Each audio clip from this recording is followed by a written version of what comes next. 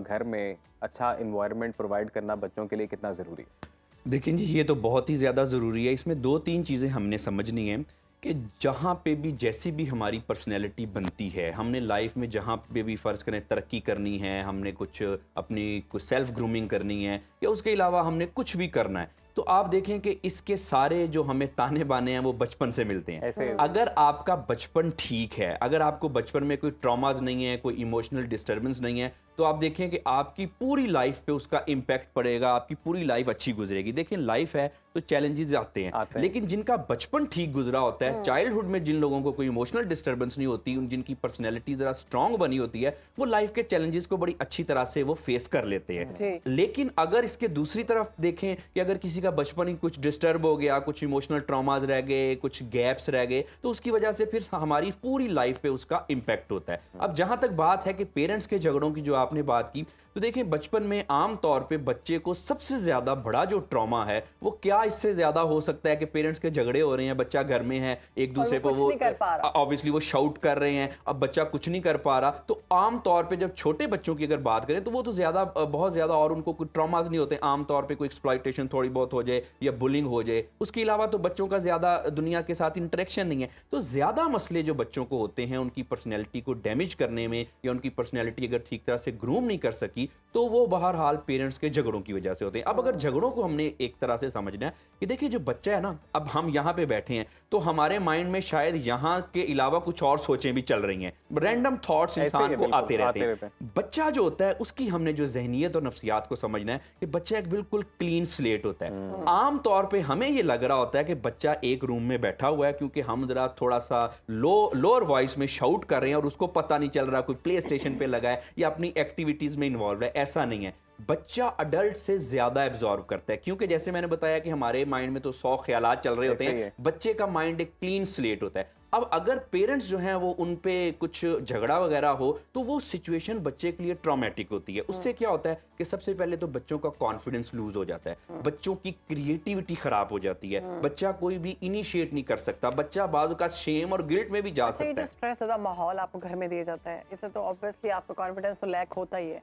अब दोनों से ये बड़ा अहम टॉपिक है, तो अब दोनों से सवाल है, तो इससे कौन कौन सी ऐसी बीमारियां हैं जो आपने देखी बच्चों में ज्यादा माँ बाप की शाउट करने से, माँ बाप की लड़ाई से बच्चों में आई? देखिए इसमें ना मुख्तलिफ तरह के मसले हैं। एक दो तरह से हम, एक तो क्लिनिकल इश्यूज होते हैं जैसे डिप्रेशन हो गया, एंग्जाइटी हो गया, स्किज़ोफ्रेनिया हो गया, साइकोटिक इशू हो गया। दूसरे होते हैं नॉन क्लिनिकल इश्यूज जैसे कि कॉन्फिडेंस कम हो गया, बच्चा किसी पे ट्रस्ट नहीं कर सकता, बच्चा जब बड़ा हुआ तो उसके रिलेशनशिप खराब हो गए, उसको पता नहीं है कि लाइफ में कैसे डील करना है, लोगों के साथ कैसे डील करना है, सोशल स्किल्स खराब हो गई। तो जो आपने क्वेश्चन पूछा बहुत ही रेलिवेंट क्वेश्चन है। इसमें एक तो बच्चों को क्लिनिकल इश्यूज यानी कि डिप्रेशन, आजकल चाइल्ड डिप्रेशन बहुत ज्यादा। मेरे पास आमतौर पे क्लिनिक में अगर लेट्स सपोज कि 100 पेशेंट आ रहे हैं तो उनमें से कोई 60 जो हैं या 65 वो बच्चे आ रहे हैं। अब बच्चों को, अब देखिए ना, इसको हमने रियलाइज करना है कि बच्चे को लर्निंग प्रोसेस भी स्लो हो सकता है स्कूल में। देखिए जी, वो तो एक नॉन क्लिनिकल इशू हो गया ना, लर्निंग प्रोसेस स्लो हो गया, कॉन्फिडेंस खराब हो गया, इमोशनल डिस्टर्बेंस आ गई, ट्रॉमा हो गया, बच्चा ट्रस्ट नहीं कर पा रहा, बच्चा रिलेशनशिप बिल्ड नहीं कर पा रहा, स्कूल में उस वजह से बुली हो रहा है, उसकी जो स्किल्स हैं, जो लाइफ स्किल्स हैं वो इंप्रूव नहीं हो पा रही, क्रिएटिविटी, प्रॉब्लम सॉल्विंग, ये तो सारे मसले होते हैं। उसके साथ साथ अगर हम क्लिनिकल साइड पर जाएं तो depression, anxiety, stress, low self situation हो सकती है, कई तरह के जो अमराज हैं वो जन्म ले सकते हैं। डॉक्टर साहब आप ये कहिएगा कि अब दो लोग जहाँ रहते हैं वहाँ पे नोक झोंक तो होती है, कोई ना कोई बहस तो होती रहती है, और मियाँ बीवी में तो वैसे भी होती रहती है। तो फिर सही तरीका कार क्या है कि इख्तलाफ भी करें और उसका जो है वो बच्चे पे उस तरह से असर भी ना पड़े? देखिए आपने जो बात की बच्चे पे असर पड़ने की, अभी डॉक्टर साहब भी बात कर रहे हैं, जो सबसे पहला एक रिश्ता बच्चे के ऊपर एक्सपोज होता है वो माँ और बाप का होता है जी। और एक जो बेसिक नीड है किसी भी इंसान की फूड के बाद वो हेल्थ, सेफ्टी है और एक ट्रस्ट है। और ट्रस्ट का जो रिलेशनशिप है वो सबसे पहले पेरेंट्स के साथ बिल्ड होता है, ठीक है। यानी हमने देखा है कि जिन फैमिलीज़ में स्ट्रॉन्ग बॉन्डिंग्स होती हैं और ऑफ कोर्स वो पेरेंट्स सेट करते हैं, उनके बच्चों में ट्रस्ट जो है वो आम लोगों से बहुत बेहतर होता है। बिल्कुल एग्जैक्टली। यानी पेरेंट्स के ऊपर ट्रस्ट करना एक सबसे पहला ट्रस्ट है, और अगर आपका वहीं से वो ट्रस्ट वाला सिलसिला ख़राब हो गया तो उसके बाद तो आपको दुनिया में कोई भी पर्सन जो है वो ट्रस्ट वर्दी नज़र नहीं आता, या आपको ट्रस्ट कितना करना है और किस डायरेक्शन में करना है वो भी ख़राब हो गया। तो अब ये चीज़ जो रही कि आपस में जो नोक झोंक है वो कैसे की जाए और उसको किस तरह से किया जाए। देखिए इट्स वेरी नेचुरल, कोई भी जो दो लोग हैं वो कहीं भी रहें तो उनके अंदर कोई कॉन्फ्लिक्ट्स हो सकते हैं। एग्जैक्टली। अब कॉन्फ्लिक्ट्स की मैनेजमेंट जो है ये बड़ी इंपॉर्टेंट है, ख़ास तौर पे when you have kids around you.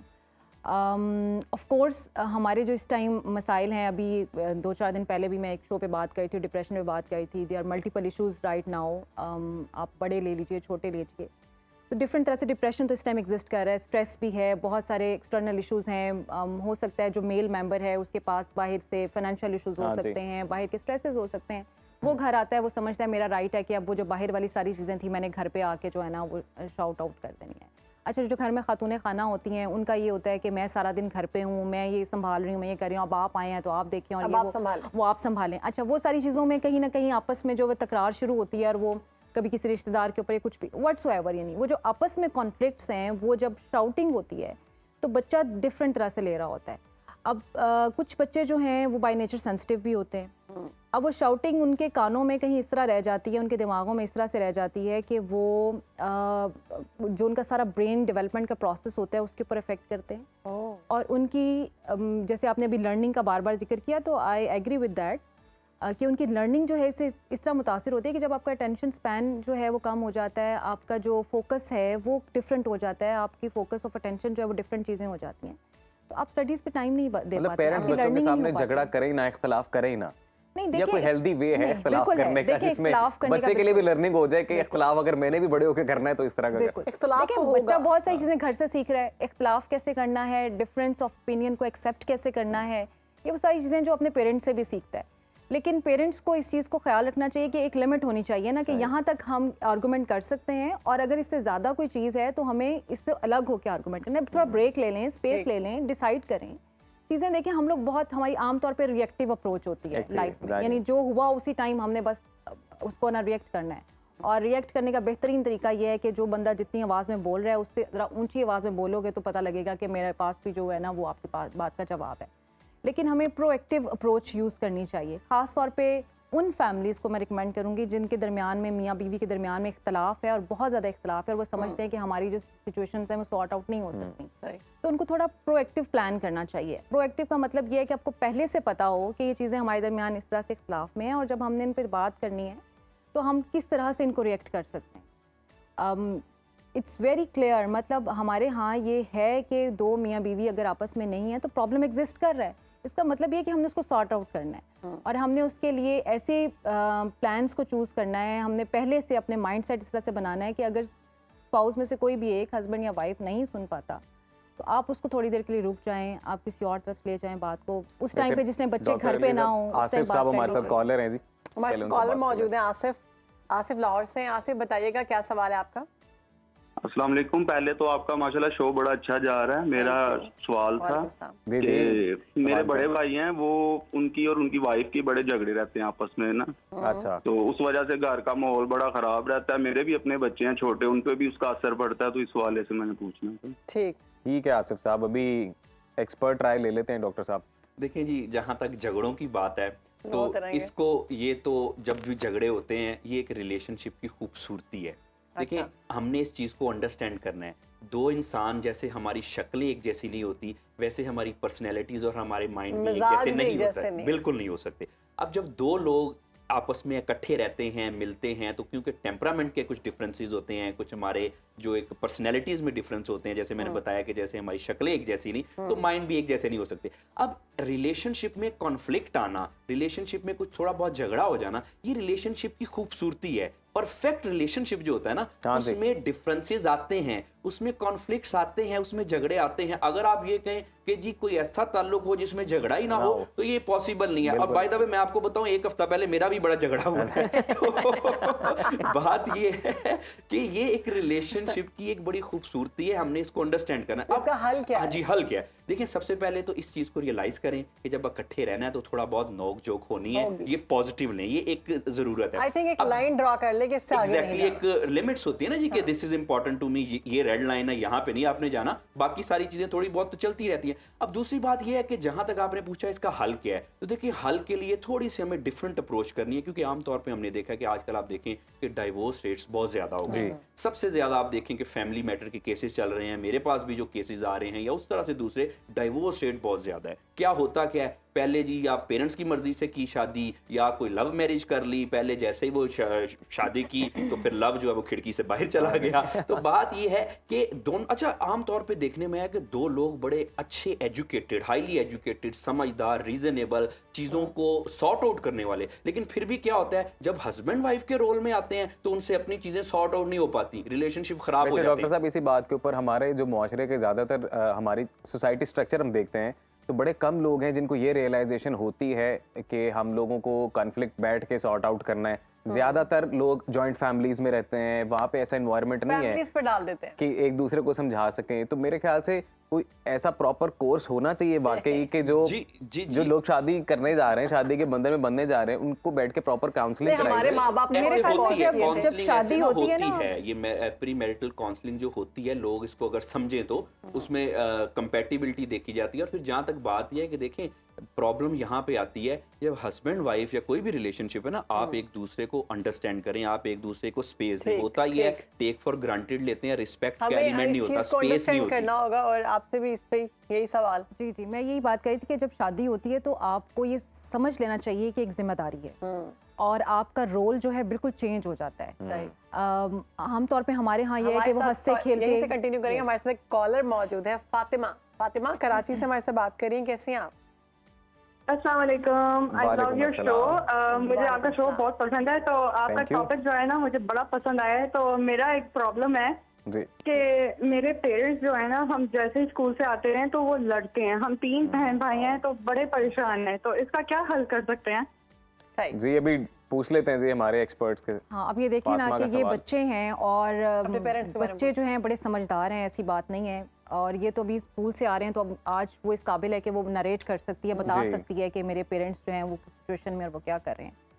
तो मैं वहीं से बात का आगाज़ करूँ कि जब हम ये शादी की बात करते हैं तो हमें ये समझ लेना चाहिए कि शादी एक जिम्मेदारी है। अच्छा, हम शादी की तैयारियां तो करते हैं आमतौर पे, लेकिन असल में वो तैयारी नहीं करते जो हमें करनी चाहिए। हम समझते हैं कपड़े बनाना, सामान बनाना, बर्तन इकट्ठे करना, ये शादी की तैयारी है। ये शादी की तैयारी नहीं है। शादी की तैयारी है कि अपने आप को आप उस रोल में फिट करें कि now you are going to be responsible person, not only for yourself. पहले आप सिर्फ अपने रिस्पॉन्सिबल हैं, उसके बाद आपके साथ एक और इंसान जुड़ने वाला है, खानदान जुड़ने वाला है। और फिर सबसे बड़ी बात ये कि when a baby comes in your life तो वो आपकी बिल्कुल आपका एक और रोल चेंज कर लेता है। ठीक है, मतलब उसकी तरफ आपकी वो बिल्कुल आपके ऊपर डिपेंडेंट है। अब आप उसके सिर्फ और सिर्फ नान नफ़े के जिम्मेदार नहीं है, उसकी तरबियत और परवरिश के भी जिम्मेदार हैं। देखिए कुरान पाक में भी बार बार यही कहा गया कि अपने औलाद की परवरिश की बात की गई है। उन्हें ये कहीं भी नहीं कहा गया कि आप उसे बेहतरीन खिलाओ पिलाओ, बल्कि बेहतरीन तरीके से उनकी परवरिश करें।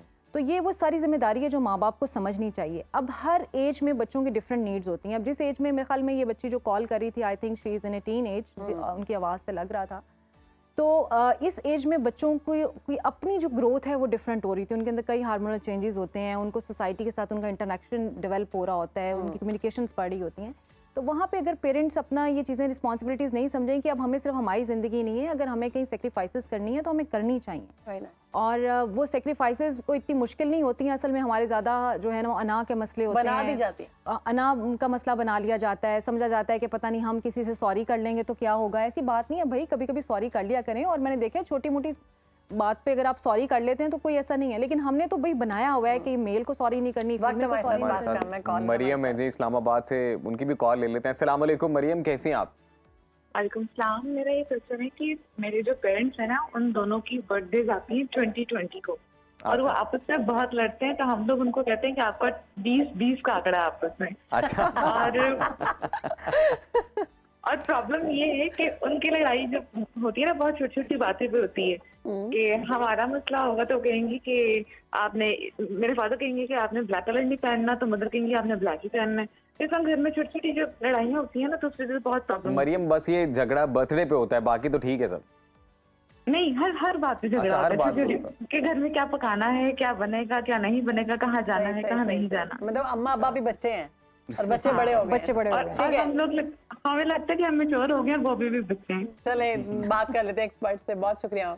देखिए जी, इसमें ना किसी भी किस्म के अगर आपके रिलेशनशिप में झगड़े होते हैं तो एक बात हमने समझनी है, ये एक बड़ा गोल्डन प्रिंसिपल है, चाहे आप किसी भी सोशियो इकोनॉमिक स्टेटस से बिलोंग करते हैं, चाहे आपका कोई भी रोल है। देखिए सबसे पहले तो हमने इस चीज़ को समझना है कि हमने रिएक्शन नहीं करना, हमने रिस्पॉन्ड करना है। क्योंकि अगर किसी ने एक कोई बात कर दी और हमने भी उसमें कुछ रिएक्ट कर दिया तो फिर रिलेशनशिप खराब होते हैं। आप उसको जरा समझें, चीज़ों के दरमियान को समझें। वो कहते हैं ना कि शहर के दुकानदारों कारोबार उल्फत में सूद क्या है ज़िया क्या है तुम ना जान पाओगे। मानता हूँ तुम्हें ज़ौक़े शायरी भी है, तबीयत सजाने में एक माहिरी भी है, फिर भी हर्फ चुनते हो सिर्फ लफ्ज सुनते हो, इन लफ्जों के दरमियान क्या है तुम ना जान पाओगे। तो बेसिकली लफ्जों के दरमियान जो चीजें हैं ना, कि कोई बंदा किस माइंडसेट में है, किस तरह से बोल रहा है, उसको समझ के रिस्पॉन्ड करना है। और दूसरा जो गोल्डन प्रिंसिपल ये है कि हमने बात करनी है। डॉक्टर साहब आपने जो शानदार शेर पढ़ा है ना, आपको पता है कि हमारे प्रोग्राम में एक ब्रेक है। ये कोई भी नहीं जान पाता ये ब्रेक कब आ जाती है। तो